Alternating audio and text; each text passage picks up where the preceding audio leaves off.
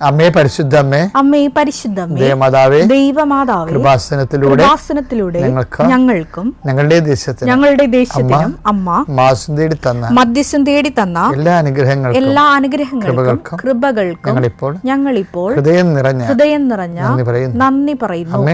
പരിശുദ്ധമ്മേ, ദൈവമാതാവേ, 2004 ഡിസംബർ 7 തീയതി ഉച്ചകഴിഞ്ഞ് 2:30 കൃപാസനത്തിൽ സംഭവിച്ച അമ്മയുടെ പ്രത്യക്ഷപ്പെടലിനെ കുറിച്ച് തിരുസഭയ്ക്ക് സമർപ്പിച്ചിരിക്കുന്ന പഠനരേഖകളുടെ മേൽ സഭാത്മകമായ പഠനം ആരംഭിക്കുവാൻ ഞങ്ങൾ പ്രാർത്ഥിക്കുന്നു. അമ്മേ പരിശുദ്ധമ്മേ, ഭൂസ്വർലോകങ്ങളുടെ രാജ്ഞിയായ അങ്ങേയ്ക്ക് ഭൗമ സംരക്ഷണത്തിനായി പ്രപഞ്ച പ്രകൃതിയെ തന്നെ തിരുസഭ പ്രതിഷ്ഠിക്കുവാൻ ഈ പ്രത്യക്ഷീകരണം വഴി ഇടയാക്കണമേ. പരിശുദ്ധമ്മേ, ജപമാല മാതാവേ, സകല കൃപാസനം പ്രാർത്ഥനകളോടും ചേർത്ത് ഞങ്ങളിപ്പോൾ പ്രാർത്ഥിക്കുന്ന ഈ കുടുംബത്തിന്റെ പ്രത്യേക നിയോഗം പറമക്കളെ, അമ്മയുടെ പ്രത്യക്ഷീകരണത്തിന്റെ ഈ അനുഗ്രഹവേളയിൽ ഞങ്ങൾക്ക് സാധിച്ചു തരുവാൻ കനിയണമേ.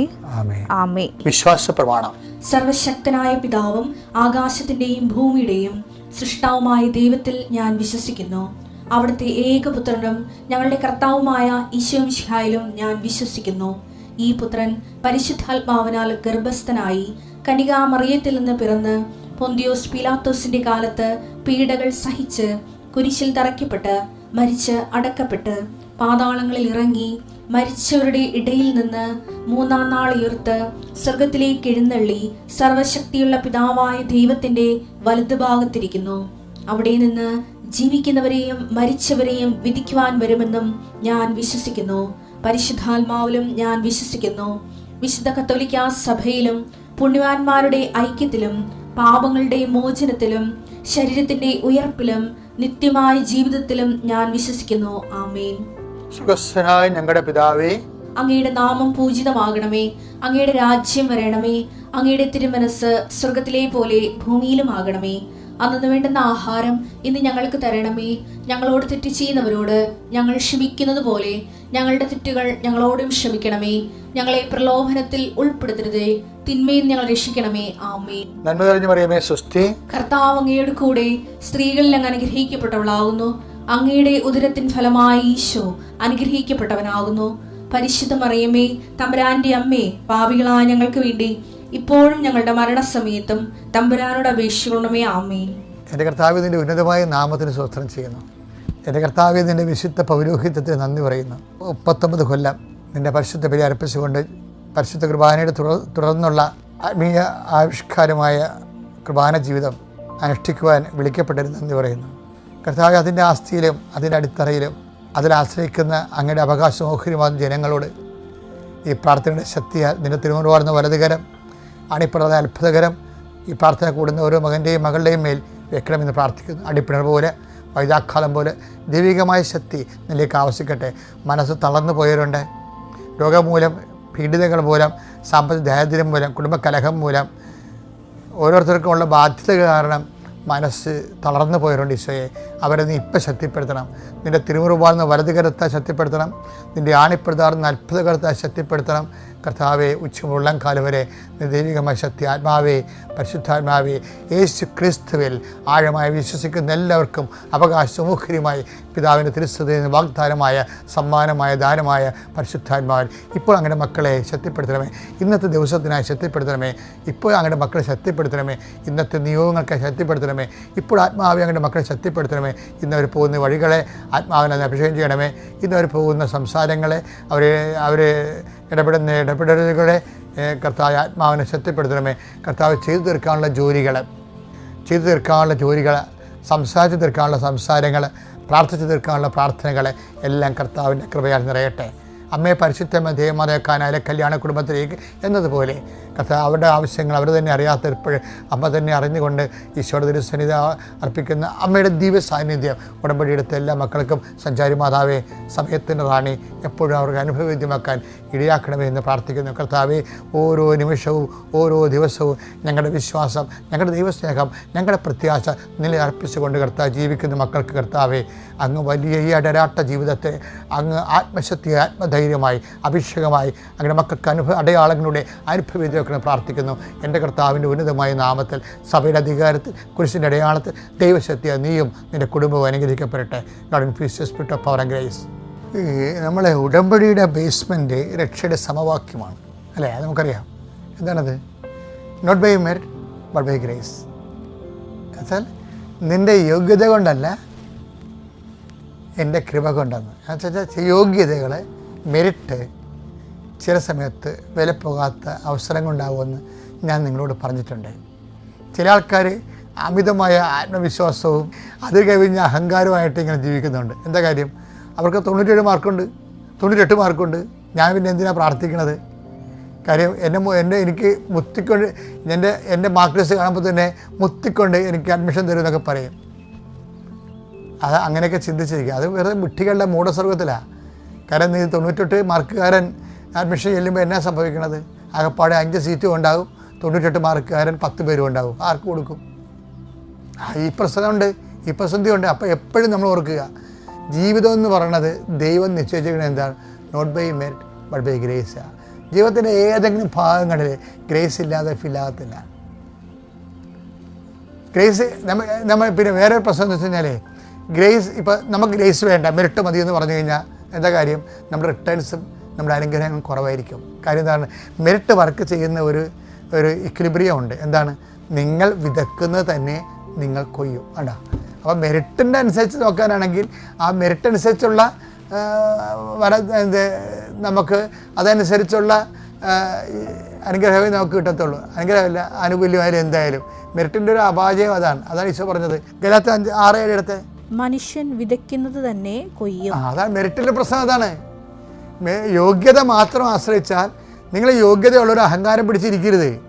ഇപ്പോൾ ആരോഗ്യമായിട്ട് യോഗ്യത ഉണ്ടാകും, പണപരമായിട്ട് യോഗ്യത ഉണ്ടാകും. ഇതൊന്നും നിങ്ങൾ രക്ഷിക്കത്തില്ല. ധർമ്മത്തിലൂടെ നേടിയാലും അധർമ്മത്തിലൂടെ നേടിയാലും ഈശോ ചോദിക്കണില്ലേ, നിങ്ങൾ ഒരുക്കി വെച്ചിരിക്കുന്നതൊക്കെ ആരുടേതാകും? അപ്പോൾ ആദ്യം നമുക്ക് നോക്കേണ്ടത് ലൂക്ക 16:9 ഞാൻ നിങ്ങളോട് പറയുന്നു അധാർമിക സമ്പത്ത് കൊണ്ട് നിങ്ങൾക്കായി സ്നേഹിതരെ സമ്പാദിച്ചുകൊള്ളുവിൻ. അത് നിങ്ങളെ കൈവിടിയുമ്പോൾ അവർ നിങ്ങളെ നിത്യകൂടാരങ്ങളിൽ സ്വീകരിക്കും. അപ്പോൾ അതായത് അധാർമികമായ സമ്പത്ത് കൊണ്ടായാലും ശരി എന്ത് ചെയ്യണം?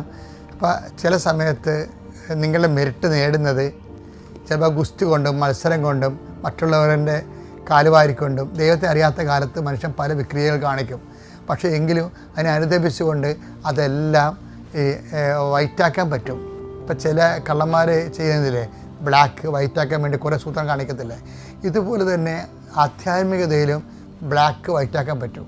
അതെങ്ങനെയാണ് സംഭവിക്കണമെന്ന് വെച്ച് കഴിഞ്ഞാൽ, ഇപ്പം നിങ്ങളുടെ മെറിറ്റ് കൊണ്ട് നിങ്ങൾ പലപ്പോഴും ദൈവത്തെ അംഗീകരിക്കണത് കൊണ്ടോ അംഗീകരിക്കാത്തത് കൊണ്ടോ അറിയാത്തത് കൊണ്ടോ അഹങ്കാരം കൊണ്ടോ ദൈവത്തെ അംഗീകരിക്കുന്നത് പോരായ്മയായി കരുതുന്നത് കൊണ്ടോ റോമ 1:29 അനുസരിച്ച് കൊണ്ട് ചിലപ്പോൾ ദൈവത്തെ മാറ്റി നിർത്തിക്കൊണ്ട് നിങ്ങൾ ജീവിതത്തിൽ നേട്ടങ്ങൾ ഉണ്ടാക്കും. പക്ഷേ നിങ്ങൾക്ക് മാനസാന്തരപ്പെടണമെന്ന് വിചാരിച്ചു കഴിഞ്ഞാൽ നിങ്ങൾക്ക് ഉണ്ടാകുന്ന അടുത്ത ഓപ്ഷൻ എന്ന് വെച്ച് കഴിഞ്ഞാൽ അധാർമിക സമ്പത്ത് നിങ്ങൾ നേടിക്കഴിഞ്ഞാൽ അത് അധികാരം നേടിക്കഴിഞ്ഞാലും നിങ്ങൾക്കത് മനുഷ്യ സേവനത്തിനായി ഉപയോഗിച്ചുകൊണ്ട് നിങ്ങൾക്കതിനെ ബ്ലാക്ക് വൈറ്റ് ആക്കാൻ പറ്റും. പക്ഷെ ഒരു കാര്യമുണ്ട്, അങ്ങനെ ഉപയോഗിച്ച് കഴിയുമ്പോൾ പിന്നീട് എന്താണ്? മേലിൽ നിങ്ങൾ പാപം ചെയ്യരുത്. അതാണ് സംഭവം. അല്ല, പാപം ചെയ്യുകയും പിന്നെ അത് അധർമ്മത്തിന് കൊടുക്കുകയും പിന്നെയും പാപം ചെയ്യുകയും അധർമ്മത്തിന് കൊടുക്കുകയും ഈ അഭ്യാസം ദൈവം അംഗീകരിക്കത്തില്ല. മനുഷ്യരെല്ലാം ഒരുക്കി വെക്കണമല്ലോ എല്ലാ കാര്യത്തിനും വേണ്ടി. നിക്ഷേപം ഒരുക്കി വെച്ചിരിക്കണൊക്കെ ആരുടേതാകും? അതാണ് ആ വിഷയം. മെറിറ്റ് കൊണ്ടായാലും ശരി, എങ്ങനെ ആയാലും ശരി, മെറിറ്റില്ലാതെ അധാർമികം കാണിച്ചാലും ശരി, ഈ ഭൗതികമായ അസ്ഥിവാരങ്ങൾ കൊണ്ടാകുന്നതിൻ്റെ കുഴപ്പം ഇത് അന്യാധീനപ്പെട്ട് പോകുന്നതാണ്. ലൂക്കായുടെ സുവിശേഷം 12:20 എന്നാൽ ദൈവം അവനോട് പറഞ്ഞു ഈ രാത്രി നിന്റെ ആത്മാവിനെ നിന്നിൽ നിന്ന് ആവശ്യപ്പെടും. അപ്പോൾ നീ ഒരുക്കി വെച്ചിരിക്കുന്നവ ആരുടേതാകും? ഇത് അനുദിനം ചോദിക്കേണ്ട ചോദ്യമാണ് കേട്ടോ. അനുദിനം ചോദിക്കേണ്ട ചോദ്യം, നീ ഒരുക്കി വെച്ചിരിക്കുന്ന ആരുടേതാകും. ഇത് ചോദിച്ചാൽ മാത്രം നമ്മൾ വിശുദ്ധരായി മാറും. എന്താണ്? പാപത്തിൻ്റെ അപകട മേഖലയിൽ നമ്മൾ ദൈവമേഖലയിലേക്ക് വരും. അതായത് വചനധ്യാനത്തിൻ്റെ സംഭവം, അതായത് ഒരുക്കി വെച്ചിരിക്കുന്നതൊക്കെ ആരുടേതാകും. ഈ മെറിറ്റിൻ്റെ കാര്യമാണ് നമ്മൾ പറഞ്ഞത് അല്ലേ. അപ്പോൾ എപ്പോഴും നമ്മൾ ശ്രദ്ധിക്കേണ്ട ഇതാണ്, മെറിറ്റിനെ ആശ്രയിച്ചാലും അത് നമ്മളെ ഒരിക്കലും, അത് നിങ്ങളെ കൈവിടുമെന്ന് ഈശോ പറയണത്. നിത്യകൂടാരത്തിൽ പ്രവേശിക്കാൻ വേണ്ടി ഇത് സഹായകരമല്ല എന്നാണ് പറയണത്. പക്ഷേ അധാർമികമായ സമ്പത്തും അനീതിയോടെയുള്ള നിയമം വിട്ട് വളയമില്ലാത്ത ചാടി നമ്മൾ ആർജിക്കുന്ന എല്ലാ ആസ്തിഭദ്രതകളും കുറച്ച് കഴിയുമ്പോൾ അന്യാധീനപ്പെട്ടു പോകും. അപ്പം അതുകൊണ്ട് നിത്യകൂടാരങ്ങൾ നിങ്ങളെ സ്വീകരിക്കേണ്ടതിന് അത് വിറ്റ് ദാനം ചെയ്യാൻ പറഞ്ഞ ഈശോ തന്നെയാണ് പറഞ്ഞത്, സ്നേഹിതന്മാർ സമ്പാദിക്കാൻ പറഞ്ഞത്.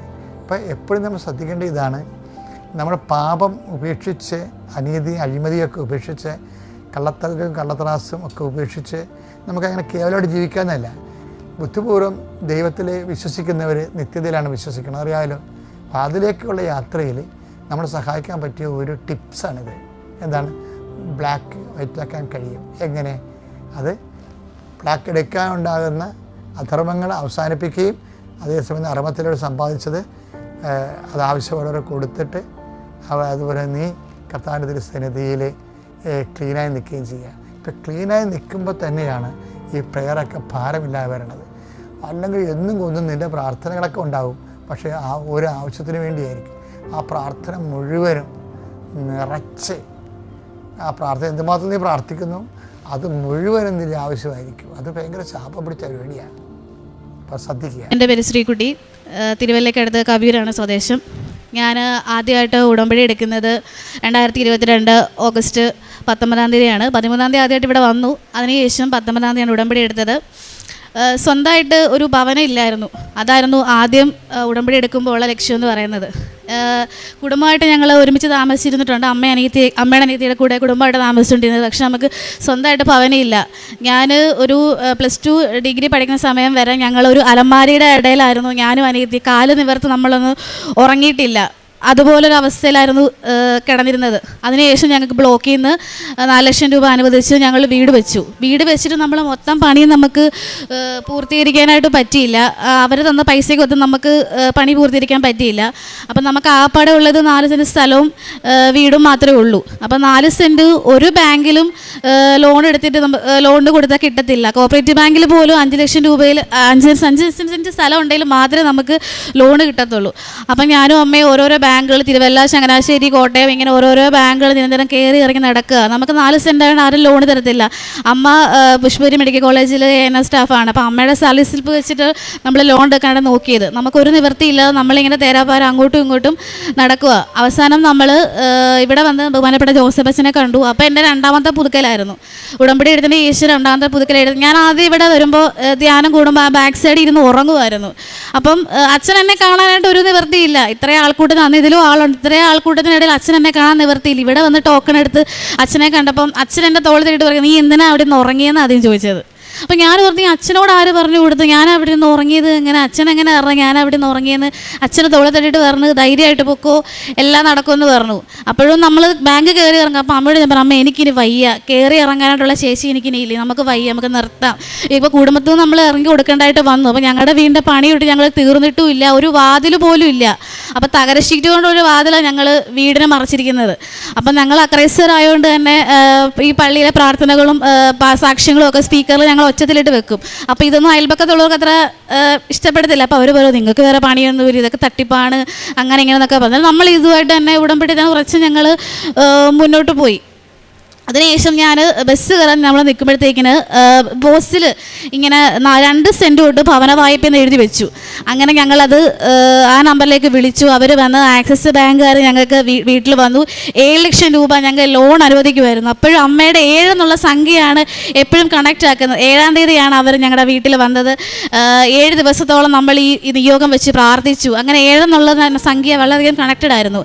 അതിനുശേഷം ഞങ്ങൾക്ക് 7 ലക്ഷം രൂപ പാസ്സായി. ഞങ്ങളുടെ വീട് പണി വളരെയധികം ഭംഗിയായിട്ട് പൂർത്തീകരിച്ചു.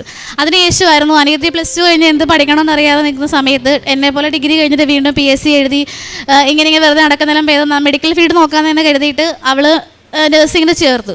25,000 രൂപയല്ലാതെ വേറെ 1 രൂപ ഞങ്ങളുടെ കയ്യിലില്ല. അച്ഛന് സാധാരണ മെയിൻ്റനൻസ് പണിയാണ്.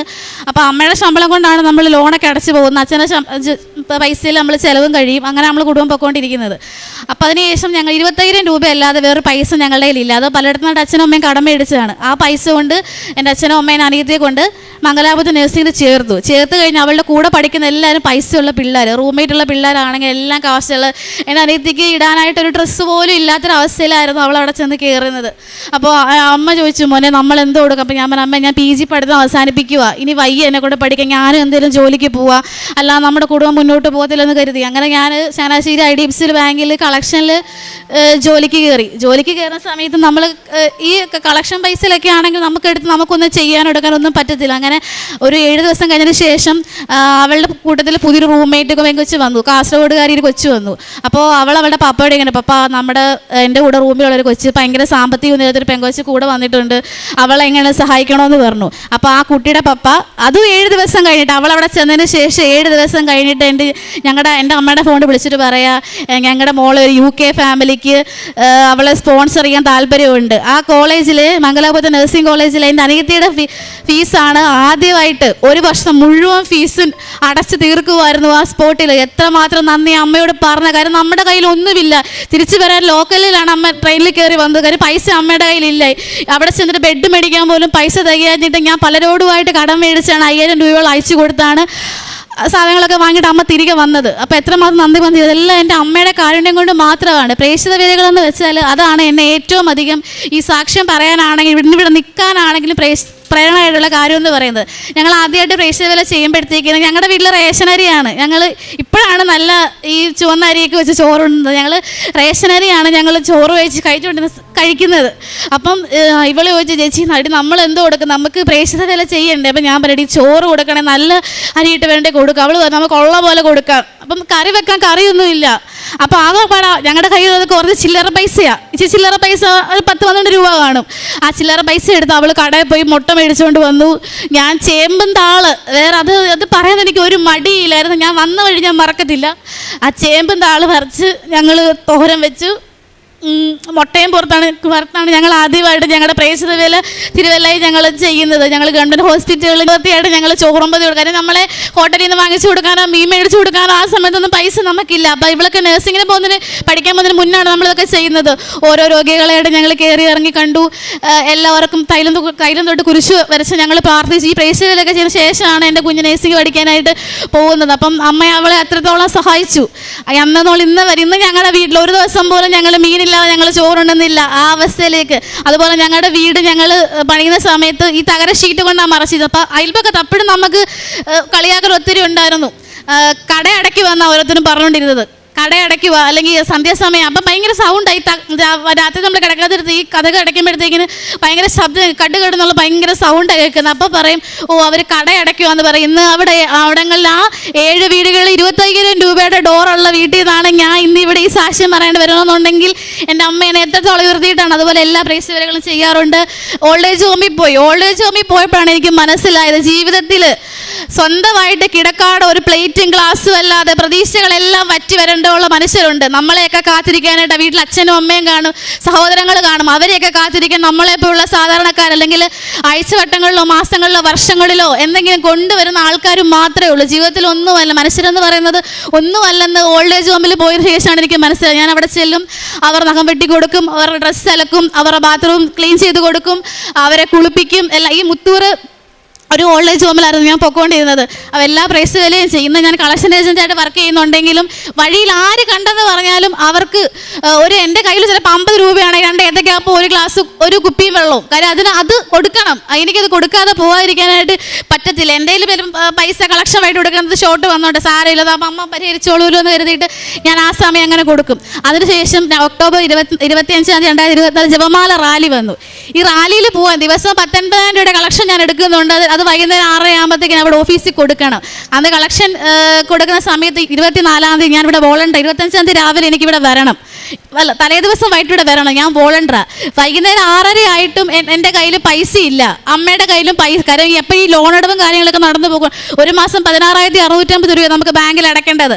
അത് അടയ്ക്കുന്നു, കൊച്ചിൻ്റെ ഹോസ്റ്റൽ അടയ്ക്കുന്നു, മെസ്സ് അടയ്ക്കുന്നു, ബാക്കി ചിലവുകൾ, വീട്ടു സാധനങ്ങൾ, വണ്ടിയുടെ EMI, ഇതെല്ലാം നമ്മൾ ഈ ശമ്പളം വെച്ചിട്ട് പോകുന്നുണ്ടെങ്കിൽ എൻ്റെ ഈ ഹൗസിംഗ് ലോൺ അടയ്ക്കാൻ മാത്രം എൻ്റെ ശമ്പളം വെച്ചിട്ടാണ് ഞാൻ അടയ്ക്കുന്നത്. അപ്പോൾ ഞാൻ പറഞ്ഞു, അമ്മയെ മാസാവസാനം ആരോട് പോയി നമ്മൾ ചോദിക്കും, പൈസ ഇല്ല. അപ്പം അമ്മ പറഞ്ഞ്, മോന് കളക്ഷൻ പൈസ. ഞാൻ പറഞ്ഞു, 1 രൂപ എടുക്കാൻ പറ്റത്തില്ല, നമുക്കൊന്നും ചെയ്യാൻ പറ്റില്ല, എൻ്റെ കയ്യിൽ വേറെ പൈസ ഇല്ല.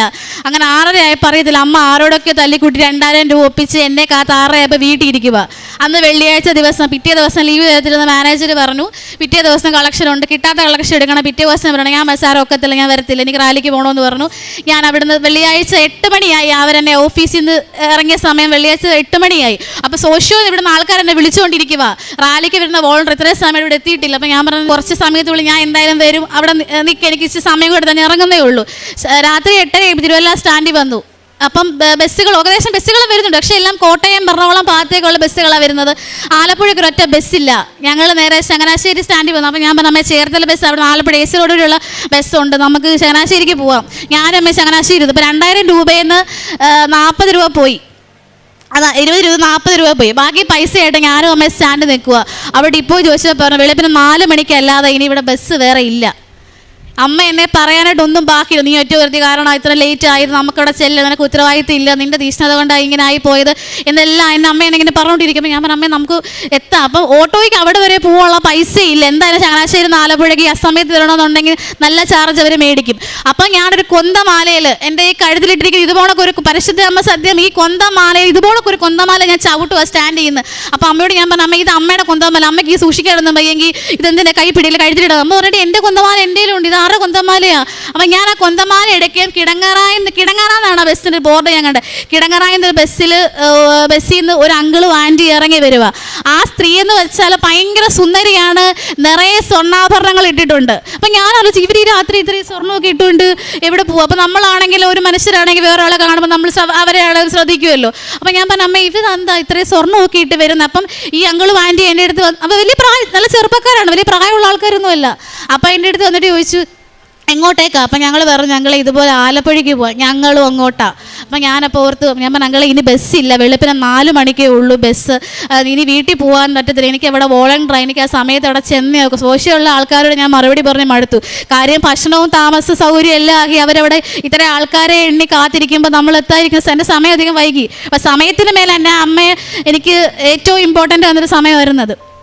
അപ്പോൾ ഈ അങ്കിള് പറഞ്ഞു, മോളെ ഒരു കാര്യം, നമുക്ക് ഓട്ടോയ്ക്ക് പോകാം. ഞാനൊന്ന് ആദ്യം മടിച്ച്, കാര്യം ആ കയ്യിൽ ഇത്രയും പൈസ ഉള്ളൂ, എൻ്റെ കയ്യിൽ ഇത്രയും പൈസ ഉള്ളെന്ന് എനിക്കും അറിയാം, അമ്മയ്ക്കും അറിയാം. ഞങ്ങൾ മുഖാമുഖം നോക്കി. അപ്പോൾ അമ്മ പറഞ്ഞു, മനസ്സിലോട് ഞാൻ ഒരു കാര്യം ചെയ്യുന്നത്, അവിടെ സോഷ്യോ വെച്ച് ആരോടെ കടം മേടിക്കാം, ബാക്കി പൈസ ഓട്ടോയ്ക്ക് കൊടുക്കാം, എന്നാലും അവർ പകുതി കൊടുക്കത്തുള്ളൂ, നമ്മളും പകുതിയെ കൊടുക്കത്തുള്ളൂ. അങ്ങനെ ഞങ്ങൾ രണ്ടൊരു അമ്മയുടെ ഈ 2 വ്യക്തി, അങ്കിളും ആൻറ്റിയും ഞാനും അമ്മയും വലിയൊരു ഓട്ടോയിൽ കയറി തിരുവല്ല സ്റ്റാൻഡിൽ നിന്ന് AC റോഡ് വഴി ആലപ്പുഴയ്ക്ക് ചേർത്തലേക്ക് വന്നുകൊണ്ടിരിക്കുക. അപ്പം ഞങ്ങൾ സ്റ്റാൻഡിൽ വന്നപ്പോൾ ഞങ്ങൾ പറഞ്ഞു, വേണ്ട മോളെ ഞങ്ങൾ കൊടുത്തോളാം. ഞാൻ പൈസ എടുത്ത് ഈ 1000 രൂപയും കൈ പിടിച്ച് 1500 രൂപയോളം കൈ പിടിച്ച് വെച്ചുകൊണ്ടിരിക്കുക. ഇപ്പം ഇതിന് പകുതിയാവുമല്ലോ, കൊടുക്കുക സമയമല്ലേ. അപ്പോൾ പറഞ്ഞു, മോളെ വേണ്ട ഞാൻ കൊടുത്തോളാം എന്ന് പറഞ്ഞു. ആ അച്ഛൻ ആ പൈസ കൊടുത്തു. അതിനുശേഷം ഞങ്ങളവിടെ ചായക്കടയിൽ കയറി ഞങ്ങൾക്ക് ആഹാരം വാങ്ങിയിരുന്നു. അപ്പം പൊറോട്ടയും ബീഫ് കറിയും മേടിച്ചു തന്നു. അപ്പം ഞാൻ ചോദിച്ചു, അങ്കിളെ ഈ അങ്കിളും ആൻറ്റിയും കഴിച്ചില്ല. അപ്പം ഞാൻ ചോദിച്ചു, ഇവർക്ക് പ്രത്യേകതരം ഒരു ഭംഗിയാണ്, നല്ലൊരു മണമൊക്കെ ഉണ്ട് ഇവർ അടുത്ത് വരുമ്പം. എന്താ ഇവിടെ മുല്ലപ്പൂവിൻ്റെ മണമല്ല, വേറൊരു തൈലം നമുക്ക് ആദ്യമായിട്ട് ഉടമ്പടി എടുക്കുന്ന സമയത്ത് കയ്യിലൊരു തൈലം പോലെ തളിക്കും. ആ ഒരു തൈലത്തിൻ്റെ മണമായിരുന്നു ഈ 2 വ്യക്തികൾക്ക്. അപ്പോൾ എന്നോട് പറഞ്ഞു, ഞങ്ങൾ വെള്ളിയാഴ്ച ദിവസം ഞങ്ങൾ മാംസം കഴിക്കരുത്, ഞങ്ങൾ രണ്ടുപേരും മാംസം കഴിക്കത്തില്ല, നിങ്ങൾ കഴിക്കാൻ വയറ് നിറച്ച് ഭക്ഷണം മേടിച്ച് തന്നു. അവിടെ നിന്ന് എറണാകുളം ബസ്സിന് കയറി പള്ളിയുടെ ഫ്രണ്ടിൽ ഇറങ്ങി ഇവിടുന്ന് അമ്മയെ പ്രാർത്ഥിച്ചപ്പം ഞാൻ പറഞ്ഞു, അങ്കിളെ ഇനി എങ്ങോട്ടാണ്? ഞങ്ങൾ നേരെ സോഷ്യോയിലോട്ട് പോവാം, ഞങ്ങൾ വോളണ്ടിയറാണ്, ഞങ്ങൾ സോഷ്യോയിലോട്ട് പോകും. അങ്കിൾ എങ്ങനെയാ? അപ്പോൾ ഇവിടെ ഇപ്പം തന്നെ ഭയങ്കരമായിട്ട് ആൾ ഓൾറെഡി ഇവിടെ നിറഞ്ഞു നിന്ന്. അപ്പോൾ അങ്കിൾ എന്നോട് പറഞ്ഞു, മോളെ ഒരു കാര്യം ചെയ്യ്, നിങ്ങൾ പൊക്കോ, ഞങ്ങൾ പുറകെ വരാമെന്ന് പറഞ്ഞു. അങ്ങനെ ഈ അങ്കിളും ആൻറ്റിയും ഞങ്ങളുടെ കൂടെ എൻ്റെ കൂടെ പുറകെ വന്നു. ഞങ്ങൾ സോഷ്യലാക്കിയിട്ട് ഇവരെ ഞാൻ കണ്ടില്ല. ഞാൻ ആ സെക്യൂരിറ്റി അങ്കിളെ ഗേറ്റ് തിരിഞ്ഞു നോക്കുമ്പോൾ ഈ വ്യക്തികളെ ഞാൻ കണ്ടില്ല. പക്ഷേ ഇവർ പോയതിനു ശേഷമാണ് ആ സുഗന്ധാഭിഷേകം കണ്ടത്. അപ്പം ഈ അങ്കിളിൻ്റെ കയ്യിൽ ഈ ഔസേപിതാവ് ആരാന്നൊന്നും എനിക്ക് അറിഞ്ഞുകൂടാ ഇപ്പോഴും. പക്ഷേ ഈ ചില്ലംകൂട്ടിലിരിക്കുന്ന ഔസേപിതാവിൻ്റെ കയ്യിരിക്കുന്ന അതേ തടിയുടെ കൊന്തമാലയാണ് ഞാൻ ആ വ്യക്തിയുടെ കണ്ടതെന്നുള്ള കാര്യം എനിക്ക് 100-110% ഉറപ്പുള്ള കാര്യം. അപ്പോൾ എനിക്ക് 100% ഉറപ്പാണ് എൻ്റെ അമ്മയും ഔസേപിതാവും കൂടെ എനിക്ക് കൂട്ടുവന്ന് എൻ്റെ കയ്യിൽ നിന്ന് 1 രൂപ പോലും ചെലവാക്കാതെ എന്നെ ഈ റാലിയുടെ വോൾട്ടായിട്ട് എത്തിച്ചിട്ടുണ്ടെങ്കിൽ ഇനി അങ്ങോട്ടുള്ള മുന്നോട്ടുള്ള എല്ലാ എൻ്റെ കാര്യങ്ങളിലും എൻ്റെ അമ്മയും ഈശോപ്പയും കൂടെ ഉണ്ടാകുമെന്ന് ഞാൻ വിശ്വസിക്കുന്നു. 100% വിശ്വസിക്കുന്നു. അതുകൊണ്ട് നമുക്ക് ഉടമ്പടി എടുത്തു കഴിയുമ്പോൾ സഹനം വരും. ഒരുപാട് സഹനം വന്നു, ഒരുപാട് പേര് അപമാനിച്ചു, കുറ്റം പറഞ്ഞു, എല്ലായിടത്തും നെഗറ്റീവ്. അതൊക്കെ നമ്മുടെ പരീക്ഷണങ്ങളാണ്. ഒരു സഹനം ഉണ്ടെങ്കിൽ നമുക്കൊരു മഹത്വമുള്ളതെന്ന് അച്ഛൻ എപ്പോഴും പറയും. അതുപോലെ ഞാൻ വിശ്വസിക്കുന്ന വചനം ലൂക്കാ 12:27 മനുഷ്യന് അസാധ്യമായതൊക്കെ ദൈവത്തിന് സാധിക്കും. നമ്മളെ കൊണ്ടൊന്നും സാധിക്കത്തില്ല. നമ്മളെന്ന് ഉറങ്ങുന്നുണ്ടെങ്കിൽ, നമ്മൾ ഉണരുന്നുണ്ടെങ്കിൽ, നമ്മൾ നടക്കുന്നുണ്ടെങ്കിൽ, നിൽക്കുന്നുണ്ടെങ്കിൽ അതെല്ലാം ദൈവത്തിൻ്റെ കൃപ കൊണ്ട് തന്നെയാണ്. അതുകൊണ്ട് ഇത്രയും അനുഗ്രഹങ്ങൾ തന്ന പരിശുദ്ധ അമ്മയ്ക്ക് ഒരു കോടാനുകോടി നന്ദി ഞാൻ പറയുകയാണ്. ഇത്രയും നാൾ എന്നെ സാക്ഷ്യം പറയാൻ വൈകി. അടുത്ത റാലിയിൽ ഞാൻ വോളണ്ടിയറാണ്. അപ്പം അതിന് മുന്നേ ഞാൻ ഈ സാക്ഷ്യം പറഞ്ഞില്ലെങ്കിൽ അമ്മയോട് ചെയ്ത ഏറ്റവും വലിയ തെറ്റാണ്. അപ്പം അച്ഛൻ ഇങ്ങനെ ധ്യാനത്തിൽ പറയുന്നുണ്ട്, സാക്ഷ്യം പറയാൻ നിൽക്കുന്ന മക്കൾ സാക്ഷ്യം പറയണം. അപ്പം എൻ്റെ മനസ്സിൽ ദൈവമേ ഞാനത് സാക്ഷ്യപ്പെടുത്തിയില്ലെങ്കിൽ ഞാൻ ചെയ്യുന്ന ഏറ്റവും വലിയ തെറ്റാണല്ലോ ഓർത്തിട്ട് ഞാനത് ഇന്ന് സാക്ഷ്യം പറയണമെന്നുള്ള രീതിയിൽ തന്നെ ഞാൻ വെളുപ്പിനെ വീട്ടിൽ നിന്ന് വന്നതാണ്. സാക്ഷ്യം പറയാനായിട്ട് എനിക്ക് അവസരം നൽകിയ അമ്മ മാതാവിനോടും ഈശോപ്പയോടും എല്ലാവരോടും കോടാനുകോടി നന്ദി. 2 കൊരിന്തോസ് 12:9-10 തിരുവചനങ്ങൾ. അവിടുന്ന് എന്നോട് അരുളി ചെയ്തു, നിനക്ക് എൻ്റെ കൃപ മതി, എന്തെന്നാൽ ബലഹീനതയിലാണ് എൻ്റെ ശക്തി പൂർണ്ണമായി പ്രകടമാകുന്നത്. ക്രിസ്തുവിൻ്റെ ശക്തി എൻ്റെ മേൽ ആവസിക്കേണ്ടതിന് ഞാൻ പൂർവാധികം സന്തോഷത്തോടെ എൻ്റെ ബലഹീനതയെക്കുറിച്ച് പ്രശംസിക്കും. അതുകൊണ്ട് ബലഹീനതകളിലും ആക്ഷേപങ്ങളിലും ഞെരുക്കങ്ങളിലും പീഡനങ്ങളിലും അത്യാഹിതങ്ങളിലും ഞാൻ ക്രിസ്തുവിനെ പ്രതി സന്തുഷ്ടനാണ്. എന്തെന്നാൽ ബലഹീനനായിരിക്കുമ്പോഴാണ് ഞാൻ ശക്തനായിരിക്കുന്നത്. ശ്രീക്കുട്ടി എന്ന ഈ മകളുടെ ഉടമ്പടി ജീവിതാനുഭവ സാക്ഷ്യങ്ങളാണ് നാം കേട്ടുകൊണ്ടിരുന്നത്. മകൾ എത്ര ശക്തമായിട്ട് ഉടമ്പടിയുടെ ദൈവികമായ സാന്നിധ്യത്തെയും സമയത്തിലുള്ള ഇടപെടലുകളെയും ഏതൊരു ഭാരവും ഏറ്റെടുത്ത് നമ്മുടെ ജീവിതത്തെ സുരക്ഷിതമാക്കുന്ന അമ്മ മാതാവിൻ്റെ സവിശേഷമായ കൃപയെയും കുറിച്ച് നമ്മളോട് പങ്കുവയ്ക്കുകയായിരുന്നു. 9 തവണ ഉടമ്പടി പുതുക്കിയ മകളാണ്. അതുകൊണ്ട് ഉടമ്പടി ജീവിക്കേണ്ടത് എങ്ങനെയെന്ന്, അമ്മയിൽ ശരണപ്പെടേണ്ടത് എങ്ങനെയെന്ന് മകൾക്ക് നന്നായിട്ട് അറിയാം.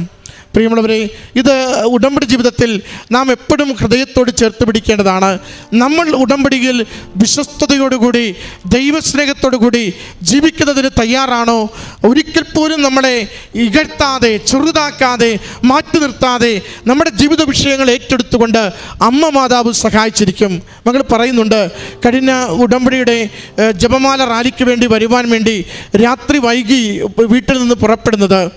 ആകെ പൈസ ശേഖരിക്കാവുന്നതിൻ്റെ മാക്സിമം കടം ശേഖരിച്ചുകൊണ്ട് 2 പേരും കൂടി രാത്രി പുറപ്പെടുകയാണ്. മകൾ വോളണ്ടിയർ ആയതുകൊണ്ട് തലേന്ന് വരണമെന്ന് നിർദ്ദേശമുണ്ടായിരുന്നു. അപ്പോൾ രാത്രി 8 മണിക്ക് പുറപ്പെട്ടു, ചങ്ങനാശ്ശേരിയിലെത്തി. അത് മകളാണ് ചങ്ങനാശ്ശേരിക്ക് വരാൻ പറഞ്ഞത്, അല്ലെങ്കിൽ അങ്ങോട്ട് വരേണ്ട കാര്യമില്ല. അപ്പോൾ അവിടെ വന്നിട്ടാണ് അറിയുന്നത് ഇനി വണ്ടിയില്ല. മകൾ പറയുന്നുണ്ട്, ഉടമ്പടിയിലുള്ള ഓരോരുത്തർക്കും അത് ഉറപ്പാണ്. നമ്മളൊരു ആപത്തിൽപ്പെട്ടാൽ, നമ്മൾ ഏതെങ്കിലുമൊക്കെ വല്ലാത്ത സങ്കടങ്ങളിലേക്ക് അകപ്പെട്ടു പോയാൽ, നമുക്ക് മുന്നോട്ടൊരു വഴിയില്ലെന്ന് ഉറപ്പായാൽ ഓർത്തുകൊള്ളണമേ, അമ്മ മാതാവ് അമ്മയുടെ ദൂതരെ അയച്ച് നമ്മുടെ ജീവിതത്തിന് സംരക്ഷണം തരും. ചിലപ്പോൾ ചില സന്ദേശങ്ങളായിരിക്കും, ചിലപ്പോൾ ചില വ്യക്തികളുടെ സാന്നിധ്യങ്ങളായിരിക്കും. നമ്മുടെ ജീവിതത്തിലേക്ക് ഇത് വരുമ്പോൾ തള്ളിക്കളയാതെ ചേർത്ത് പിടിക്കുവാൻ വേണ്ടി നമുക്കൊരു എളിമയും തുറവിയും ഉണ്ടെങ്കിൽ അത് അനുഗ്രഹത്തിലേക്കുള്ള നിയോഗം പൂർത്തീകരണത്തിലേക്കുള്ള വാതിൽ തുറക്കുന്നതായിരിക്കും. അതാണ് മകൾ പറഞ്ഞത്.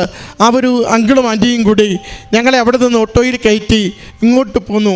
ഞാൻ എൻ്റെ കയ്യിൽ 1500 രൂപ ഇറുക്കിപ്പിടിച്ച് കൊടുക്കുവാൻ വേണ്ടി കാത്തിരിക്കുകയാണ്. ആലപ്പുഴയിൽ വന്നപ്പോൾ അത് വേണ്ടെന്ന് പറഞ്ഞു. എൻ്റെ ഇടിക്കുന്ന തുള്ളി പോലും വാങ്ങിയില്ല. ഭക്ഷണം വാങ്ങിത്തന്നു, എന്നിട്ട് ഇവിടം വരെ കൊണ്ടുവന്ന് ഇറക്കി തന്നു. അമ്മ മാതാവിൻ്റെ ഉടമ്പടിയിൽ ഈ അക്കമ്പനിമെൻറ്റ്, കൂടെ നടക്കുന്ന ഇടപാട് വളരെ വേഗത്തിൽ നമുക്ക് കാണാനാവും. നമ്മൾ അമ്മയോടൊപ്പമാണ് നടക്കുന്നതെങ്കിൽ അമ്മ നമ്മളോടൊപ്പവും നമ്മുടെ ജീവിത വിഷയങ്ങളിൽ നടക്കുന്നതും അത് ഒരു പരിസമാപ്തിയിൽ, ഒരു ഫലത്തിലെത്തുന്നത് വരെയും കൂടെ നിൽക്കുന്നത് കാണാനാവും. അത് ജോസഫ് അച്ഛൻ ഉടമ്പടി ദാനത്തിൽ എപ്പോഴും പറയും, നിങ്ങൾ എല്ലാം കൈകൊണ്ട് കൂട്ടിയെടുക്കാൻ നോക്കരുത്, നിങ്ങളെല്ലാം കണ്ണിൽ കാണുന്നതിനപ്പുറമൊന്നും ഇല്ലെന്ന് കരുതരുത്. വിസ്മരണീയമായ പ്രവൃത്തികൾ, അത്ഭുതപ്പെടുത്തുന്ന പ്രവൃത്തികൾ അത് ദൈവം നമുക്ക് അനുവദിച്ചു തരുവാൻ നമുക്ക് ദൈവസന്നിധിയിലുള്ള എളിമപ്പെടൽ, വിശുദ്ധിയുള്ള ജീവിതം അത് സഹായകരമാകും. പ്രിയമുള്ളവരെ, ഈ മകളുടെ സാക്ഷ്യത്തിൻ്റെ ആദ്യ അവസാനം അമ്മ ഇല്ലായ്മകളിൽ മുഴുവനും അമ്മയിൽ ശരണപ്പെട്ടൊരു ജീവിതം. ആ തകരവാതിൽ പോലും മാറി 25,000 ബലമുള്ളൊരു വാതിൽ പിടിപ്പിച്ചിട്ട് ഞാൻ സാക്ഷ്യം പറയുന്നുവെന്ന് മകൾ പറയുമ്പോൾ, ഇതൊന്നും എൻ്റെ കഴിവല്ല, ഇതൊന്നും എൻ്റെ സമ്പാദ്യങ്ങൾ കൊണ്ട് നേടുന്നതല്ല, മറിച്ച് എൻ്റെ അമ്മ മാതാവ് എന്നെ വഴികളിലൂടെ നടത്തുന്നു, എൻ്റെ കഷ്ടതകളിൽ സഹായിക്കുന്നു, എൻ്റെ സങ്കടങ്ങളിൽ സന്തോഷത്തിലേക്കുള്ള വഴികൾ തുറന്നു തരുന്നു, എൻ്റെ സഹനകാലത്ത് ഞാൻ പുലർത്തുന്ന വിശ്വസ്തത എൻ്റെ ജീവിതത്തിന് കൂടുതൽ നന്മയിലേക്കും മേന്മയിലേക്കും നടക്കുവാൻ തക്ക വിധത്തിലുള്ള ദൈവാനുഗ്രഹത്തിൻ്റെ അവസരങ്ങളാക്കി അമ്മ മാറ്റിത്തരുന്നുവെന്ന്. അതാണ് ഈ മകൾ ഈ അൾത്താരയിൽ സാക്ഷ്യപ്പെടുത്തിയത്. എത്ര സുന്ദരമായി മരിയൻ ഉടമ്പടി ജീവിച്ചതിൻ്റെ, മരിയൻ ഉടമ്പടി കാരുണ്യ പ്രവൃത്തികൾ ചെയ്യുന്നതിൻ്റെ, മരിയൻ ഉടമ്പടിയിൽ ജീവിക്കുമ്പോൾ അമ്മയോട് ചോദിക്കുന്നത് അമ്മ അനുഗ്രഹമാക്കുമെന്ന ബോധ്യത്തിൻ്റെ സാക്ഷ്യം മകൾ ഈ അൾത്താരയിൽ പങ്കുവെച്ചു. ഈ മകൾക്ക് കുടുംബത്തിൽ ലഭിച്ച എല്ലാ നന്മകൾക്കും നന്ദി പറഞ്ഞുകൊണ്ട് കരങ്ങളടിച്ച് ഈ സാക്ഷ്യം സമർപ്പിക്കാം.